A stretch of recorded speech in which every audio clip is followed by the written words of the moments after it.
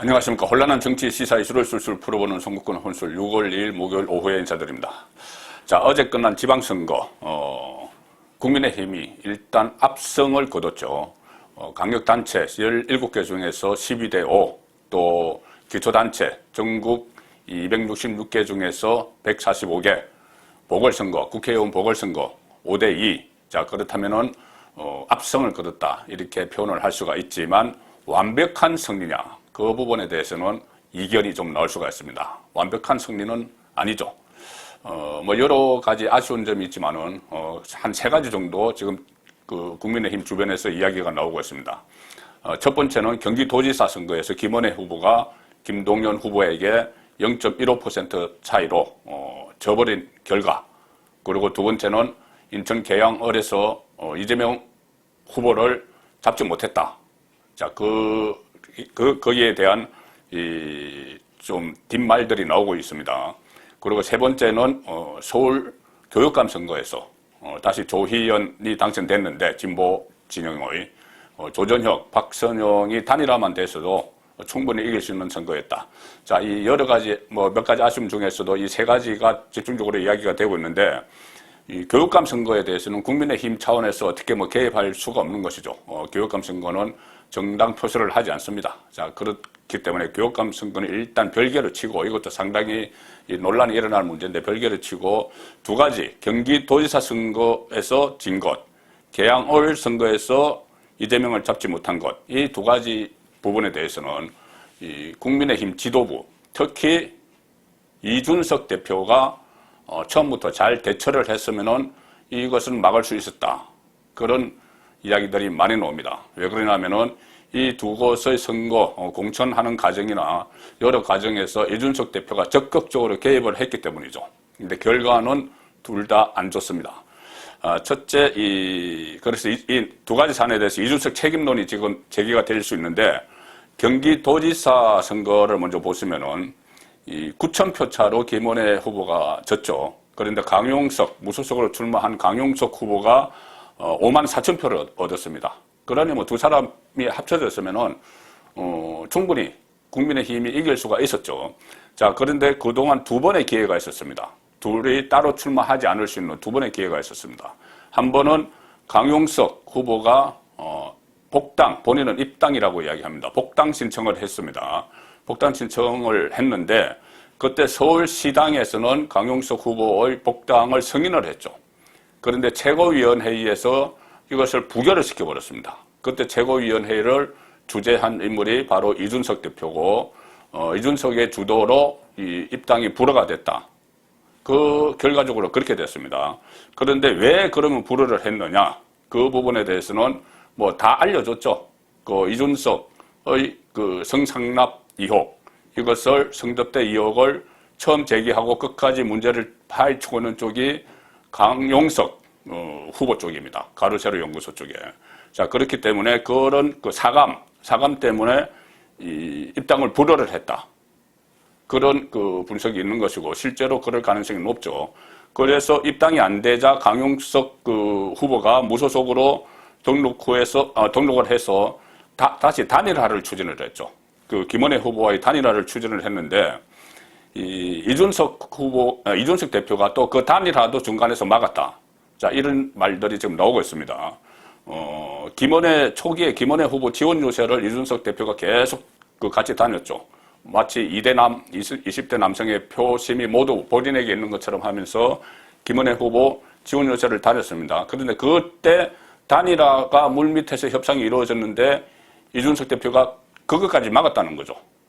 강용석과는 절대 같이 할 수 없다. 자, 그런 생각이었다는 겁니다.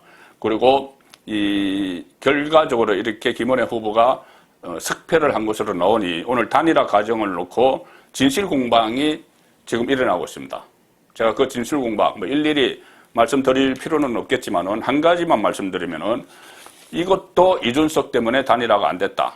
자, 이 강용석 후보 선대위원장을 맡았던 차명진 전 의원이 오늘 페이스북에서 지금 김원회 후보의 패배 책임을 강용석 후보에게 돌리는 것은 우크라이나 전쟁 원인을 대한민국 탓으로 돌리는 것과 같아, 이렇게 비판을 했습니다. 말도 안 되는 이야기라는 거죠. 차명진은 이렇게 이야기합니다. 분명 강용석 후보는 일찍부터 김은혜 후보와 단일화를 요구하고 조건까지 다 제시를 했다. 그런데 개무시당했다. 그래서 최소의 타협안이나 그쪽 후보의 방문조차 없었다. 뭐 김은혜 쪽에 거의 반응을 보이지 않았다는 이야기입니다. 자, 여기 이렇게 되니까 가로세로 연구소를 운영하는 김세희 대표가 한마디를 또 했습니다. 김세희는 이렇게 이야기합니다. 저는 무조건적인 단일화를 추진했던 사람입니다. 김은혜 캠프에서 굉장히 중요한 위치에 있는 분과 단일화 협상을 진행했다. 두 가지 걸림돌이 있었다고 얘기했는데, 하나는 강용석 캠프의 핵심 관계자들이 무조건적인 단일화에 반대했다는 것이었다. 또 그러면서 이 김은혜 후보 측이 이준석은 강용석과 단일화를 반대하기 때문에 비밀리에 진행해야 한다고 하더라. 김은혜 후보 쪽에서 그 김세희 대표가 강용석과의 단일화를 이렇게 물밑에서 협상을 하고 있는데, 김은혜 후보 진영에서 이준석이 단일화를 반대하기 때문에 이준석 몰래 해야 된다. 그렇게 이야기를 했다는 거죠. 이준석이 알면 절대 단일화가 안 된다. 자, 그래서 무조건 이준석이 모르게 단일화를 진행해야 한다. 이렇게 말했다. 그래서 저런 이유 때문에 단일화가 무산됐다. 이준석 몰래 단일화 협상이 이루어지는 과정에서부터 문제가 시작된 것이다. 자, 그래서 워낙 김은혜, 김동연 표차가 적고 그 강용석이 받은 표가 그것보다 훨씬 많기 때문에 지금 단일화가 안 된 데 대해서 그 진실 공방이 일어나는 상황이죠. 그런데 어쨌든 단일화가 안 되는 과정에서 이준석의 그 영향이 있었고, 또 강용석의 복당 과정에서 이준석의 반대가 있었다. 자, 이것은 지금 분명한 사실인 것 같습니다. 그 다음에 개항을 이재명 후보가 당선됐죠. 처음에는 이 지역에 이재명이 간다고 하니 이 지역 토박이인 윤형선 후보, 또 물론 그 선거에 계속 출마하고 인지도도 있고 하지만 그것보다는 일종의 저격수를 투입해야 되는 것 아니냐, 자객 공천을 해야 되는 것 아니냐, 그런 말들이 안에서 나왔죠. 특히 윤희숙 전 의원이 안철수나 이준석 정도가 나가야 된다, 이렇게 이야기를 했습니다. 또 일각에서는 홍준표가 대구시장 갈 게 아니라 거기 가서 이재명과 싸워야 된다, 이런 이야기도 있었고, 특히 윤희숙 전 의원은 안철수, 이준석에 대해서 거기에 나가는 것을 꺼리는 것은 좀 비겁한 행동 아니냐는 취지로까지 SNS에 글을 올려서 이야기를 했죠. 그러면서 나보고 나가라고 그러면 나는 나갈 수 있다, 이렇게 이야기를 했습니다. 그때 이준석이 지역 밀착형 공천 이야기를 합니다. 지역 밀착형 공천.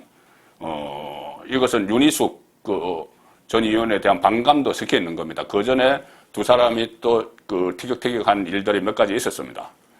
이준석의 사감 정치가 또 작동을 하는 것이죠. 과거에 안철수와의 사감 뭐 이런 것도 많이 알려져 있습니다. 지역 밀착형 공천을 이야기를 하기 시작을 합니다. 이준석이. 그때 윤희숙이 본인이 공천을 주면 하겠다고 하는데 윤희숙은 어떠냐고 기자가 물었을 때 나 사람을 놓고 뭐 얘기하고 싶지는 않다, 그러면서 일축을 해버렸죠. 그래서 윤형선을 공천을 한 이후에 그 선거에 올인을 했습니다. 이준석은. 이재명과 윤형선의 대결에 올인을 했죠. 그리고 다른 지도부의 다른 사람들도 개항을에 몽땅 벌려서 투입을 했습니다. 물론 그 과정에서는 그것이 이재명을 잡을 수 있다고 생각을 했기 때문에 대대적인 지원을 한 것, 그것을 뭐라고 할 수는 없지만, 그 전에 만약에 이재명의 지명도와 맞설 수 있는 정도의 인물을 공천을 했더라면, 혹시라도 윤희숙처럼 해보겠다는 사람을 공천을 하는 것도 검토를 하고 시뮬레이션도 해보고 그렇게 했다면은 이재명도 이번에 잡을 수 있었다, 그런 분석이 나오는 겁니다. 그래서 아쉬운 그 큰 이 두 가지 선거 결과에 당대표인 이준석의 흔적이, 그림자가 있는 것이죠.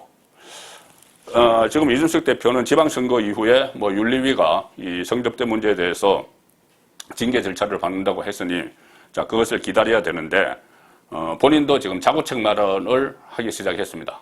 우크라이나에 대표단으로 가겠다. 그래서 윤석열 대통령에게 친서를 요청을 했다가 거절을 했다는 보도도 있었고, 또 지금 선거 3연승을 했죠. 국민의힘이. 이 서울시장, 부산시장 보궐선거, 또 대통령 선거, 이번에 지방선거 3연승을 했는데 당내에 혁신위원회를 만들겠다. 또 이런 시도를 하고 있습니다. 그래서 최재형 의원, 종로의 최재형 의원을 혁신위원장으로 하겠다. 이렇게 여러 가지 시도를 하는 것이 본인의 자구책을 위한 노력인 걸로 보이는데, 과연 지금 지방선거가 끝나서 윤리위도 곧 열려야 되고, 또 제가 말씀드린 이런 책임론, 잘 보이지 않는 책임, 잘 보이지 않는 이 책임에 대해서도 어떤 본인의 입장, 뭐 이런 것에 대한 요구도 있을 가능성이 높습니다. 송국근의 혼술이었습니다.